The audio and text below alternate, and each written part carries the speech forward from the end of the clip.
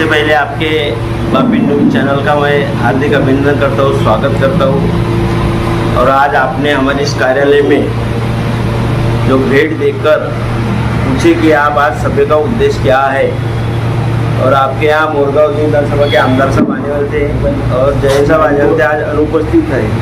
इसके बारे में आपको मैं बता देना चाहता हूँ कि हमारा राष्ट्रवादी कांग्रेस पक्ष का सदस्य मुहिम अभियान का कल उद्घाटन समारोह हमारे देश के नेता प्रफुल्ल पटेल साहब इनके हाथ से होने वाला है सुबह से, और इसलिए करके सभी कार्यकर्ताओं ने ज़्यादा से ज़्यादा संख्या में उस कार्यक्रम के लिए कल 11:30 बजे NMD कॉलेज में उपस्थित रहना है। उसके बाद में हमारे डिस्ट्रिक्ट कोऑपरेटिव बैंक का चुनाव है, उस चुनाव में भी सभी कार्यकर्ताओं को अपने महायुति की जो बैंक के डिस्ट्रिक्ट कोऑपरेटिव उम्मीदवार रहेंगे उसमें सबको सहकार्य करना है। और अपना पक्ष है कि प्रफुल्ल पटेल साहब का संपूर्ण देश में नाम चलता है, महायुति के एक वरिष्ठ हमारे नेता है और वो उनका एक पक्ष है। ये पक्ष क्योंकि कोई भी पक्ष को पूछो, किसी भी नेता को पूछोगे कि बड़ा से बड़ा काम है तो कोई भी बोलता है कि प्रफुल्ल भाई पटेल के सिवाय वो कोई काम हो नहीं सकता। और वो प्रफुल्ल भाई पटेल साहब है हमारे देश लेवल पे, राज्य लेवल पे, जिला लेवल पे सभी काम सभी कार्यकर्ताओं का, गोर गरीबों का, किसानों का करते हैं। और इसलिए उनका पक्ष सबसे बड़ा होना चाहिए। हमारी सब कार्यकर्ताओं की, किसानों की नैतिक जवाबदारी है। और इसलिए करके विशेष करके कल के आयोजन के लिए सभा का हमने आयोजन किया है। आज जो है गोंदिया जिले में पालक मंत्री का दौरा था। पालक मंत्री का दौरा था, तो पालक मंत्री का दौरा रहने के बाद में क्या गोंदिया गए थे, क्या हुआ क्या नहीं?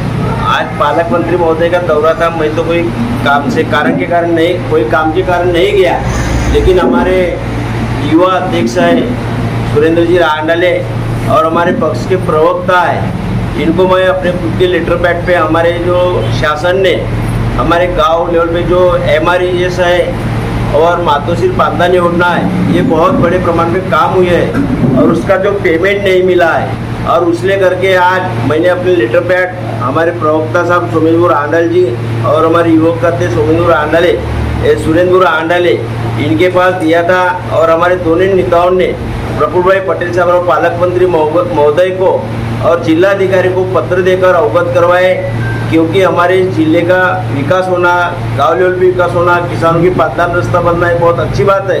तो काम हो गए, वो पेमेंट कैसा मिले इसके लिए चर्चा सत्र के लिए भी जाता है। होऊ घातलेल्या डिस्ट्रिक्ट कोऑपरेटिव्ह बँकच्या निवडणुकीच्या संदर्भात चर्चा करणे, पक्ष संघटनेच्या बाबतीत चर्चा करणे, त्याचप्रकारे तालुका कार्यकारिणी नेतृत्व नवीनीकरण करणे याबाबत आज चर्चासत्र ठेवलेलं आहे।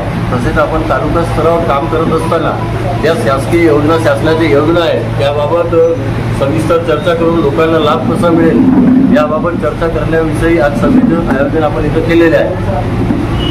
तसेच सन्माननीय अध्यक्ष यांनी दिलेले जे आदेश होते, आज आपल्या पंचायत समिती गोरेगाव अंतर्गत येणारी सर्वात मोठी जी समस्या आहे, जसं आज आपण रोजगार हमी योजनेअंतर्गत आपण प्रत्येक गावाच्या विकासाकरता जे काम केलेले आहे आणि त्या कामाच्या माध्यमातून 56 ग्रामपंचायतीमध्ये MRESच्या माध्यमातून पंचायत समिती स्तरावर जे काम केलेले आहे त्याचे अंदाजे 13 ते 14 कोटी पैसे आज 4 वर्षापासून रखडलेले आहेत। याच प्रकारे तहसील कार्यालयाच्या माध्यमातून शेताला जाण्याकरता ते पाणंद रस्ते निर्माण केलेले होते, त्यामध्ये अंदाजे 2 ते 2.5 कोटी पैसे रखडलेले आहेत। या तसेच तहसील कार्यालयाच्या माध्यमातून अतिरिक्त कुशल निधी या कामाच्या नियोजनाच्या करून जे काही रोड रस्ते तयार करण्यात आले तिथे सुद्धा 7 कोटी रखडलेले आहेत। आणि माननीय पंतप्रधान नरेंद्रजी मोदी साहेब यांनी जे मेरा माटी मेरा देश हे एक प्रत्येक गावात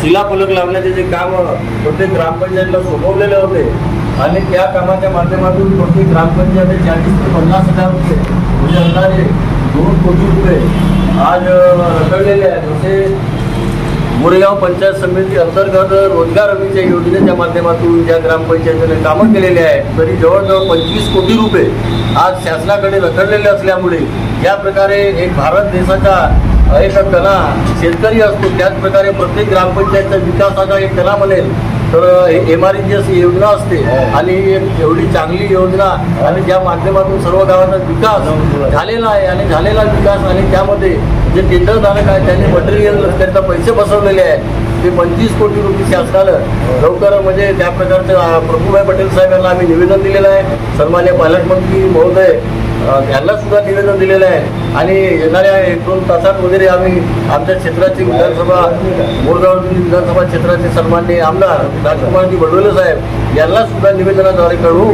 की जे रखडलेला जो विकास आहे आणि थांबलेली जे निधी आहे ते लवकरात लवकर कशी मिळेल याकरिता आपण सन्मान्य बघेले साहेब यांच्या लिडर पॅडवर शासनाकडे म्हणजे मागणीकरिता आपण त्या प्रकारे माहिती पुरवलेली आहे. धन्यवाद. आज आपण इथं आपल्या तालुक्याचे राष्ट्रवादी काँग्रेसचे अध्यक्ष माननीय केवलभाऊ बघेले यांच्या अध्यक्षतेमध्ये ही सभा संपन्न होत आहे.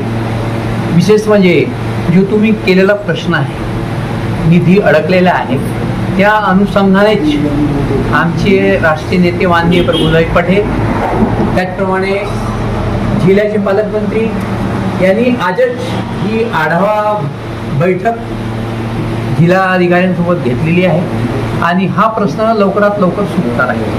दुसरी बात, फार महत्त्वाची गोष्ट ही आहे की आजची सभा म्हणजे आमची विशेष उद्या आमचे राष्ट्रीय नेते माननीय प्रफुल्लभाई पटेल यांच्या हस्ते सदस्य नोंदणीला सुरुवात होत आहे. त्या अनुषंगाने आम्हाला आजच्या ह्या सभेमध्ये माहिती द्यायची आहे आणि एक फार महत्त्वाची गोष्ट मी तुम्हाला इथं आपल्या माध्यमातून आमच्या ह्या सभेच्या माध्यमातून सांगू इच्छितो की आमच्या सहकार बँकेतून ज्या शेतकऱ्यांना कर्ज मिळतं तिथं फार लोकांनी अशी गैरसमज पसरवलेली आहे की जे शेतकऱ्यांचे हिस्से कापले जातात ते हिस्से कर्जामध्ये जमा करतात म्हणून अशी एक अफवा फैलवलेली आहे. ती फार चुकीची आहे. ही गोष्ट आम्ही स्पष्टपणे सांगू इच्छितो की शेतकऱ्यांचे जे हिस्से आहेत ते सुरक्षितपणे त्यांच्याच नावात बँकेत जमा आहे. कोणत्याही प्रकारे घेतलेल्या कर्जात ते समाविष्ट होत नाही. ही फार महत्त्वाची गोष्ट आहे. त्या अनुषंगानेच मी आजच्या ह्या सभेत सांगू इच्छितो आणि ही जाहिरात करू इच्छितो, कसल्याही प्रकारचे हिस्से शेतकऱ्यांचे कर्जामध्ये समाविष्ट होत नाही. त्या अनुषंगाने या सभा संपन्न झालेली आहे. धन्यवाद.